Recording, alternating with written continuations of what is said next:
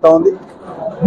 మేము మేజర్గా పార్టీ తరఫున పెద్ద పెద్ద సభలు ర్యాలీలు పెట్టుకోకుండా ప్రధానంగా ఓటర్లను ఇంటింటికి వెళ్ళి వ్యక్తిగతంగా కలిసేటువంటి కార్యక్రమానికే మరి నిర్ణయం తీసుకోవడం జరిగింది.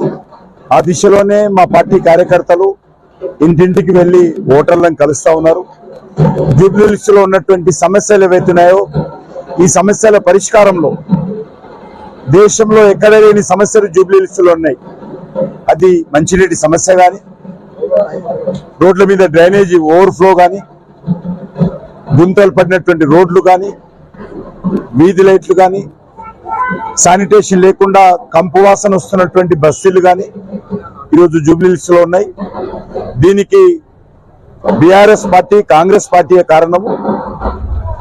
బీఆర్ఎస్ కంటే ముందు 10 సంవత్సరాలు కాంగ్రెస్ పాలన, అదేవిధంగా బీఆర్ఎస్ 10 సంవత్సరాల పాలన, మళ్ళీ 2 సంవత్సరాలు కాంగ్రెస్ పాలన. వీళ్ళు మరి పూర్తిగా బాధ్యత వహించాలి.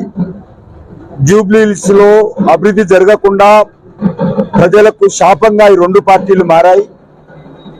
మరి ఈరోజు ఈ పాపమంతా కూడా ఈ 2 పార్టీలదే. ఈరోజు ఇక్కడ మరి ఈ సమస్యల పరిష్కారం చేయడంలో 2 పార్టీలు వైఫల్యం చెందాయి. మరి తగుదనమ్మాని బీఆర్ఎస్ పార్టీ అధికారంలో ఉన్నన్ని రోజులు అక్రమ కేసులు పెట్టించడము, భూములు ఆక్రమించుకోవడము, మజ్లిస్ పార్టీని అండ చూసుకొని మరి మెజార్టీ ప్రజల మీద దాడులు చేయడము ప్రధానంగా బీఆర్ఎస్ పార్టీ చేసింది. ఈరోజు మళ్ళీ కాంగ్రెస్ పార్టీ అధికారంలోకి వచ్చినటువంటి 2 సంవత్సరాల్లో మజ్లిస్ ని అండగా పెట్టుకొని 2014లో మజ్లిస్ పోటీ చేసినటువంటి అభ్యర్థికి ఎంఐఎం పార్టీ మజ్లిస్ పార్టీ అధినేత అయినటువంటి మరి అసదుద్దీన్ ఓవైసీ ఆదేశాలతో మరి మజ్లిస్ పార్టీ అభ్యర్థికి కాంగ్రెస్ టికెట్ ఇవ్వడము, అంతేకాకుండా ఈరోజు శ్మశాన వాటికల పేరు మీద మజ్లిస్ పార్టీ ఆదేశాలతో వాళ్ళకు ఎన్నికలకు ముందు ఓట్ల కోసం స్థలాలు ఇవ్వడము, శంషాన్ ఘాట్ల కోసం, అదేవిధంగా మజ్లిస్ పార్టీ ఆదేశాలతో మరి ఒక వర్గం ఓట్ల కోసం మరి అజారుద్దీన్ కు మంత్రి పదవి ఇవ్వడము. మరి ఈ రకంగా కాంగ్రెస్ పార్టీ వాళ్లకు మెజార్టీ ప్రజల ఓట్లు అవసరం లేదా? మజ్లిస్ పార్టీ మద్దతుంటే సరిపోతుందా? మజ్లిస్ పార్టీ కొమ్ము కాస్తే సరిపోతుందా? మజ్లిస్ పార్టీకి వంగి వంగి సలాంలు కొడితే సరిపోతుందా? ఈరోజు మరి కాంగ్రెస్ పార్టీ చేస్తున్నటువంటి కుట్రలను జూబ్లీహిల్స్ ప్రజలు, తెలంగాణ ప్రజలు అర్థం చేసుకోవాల్సిన అవసరం ఉంది.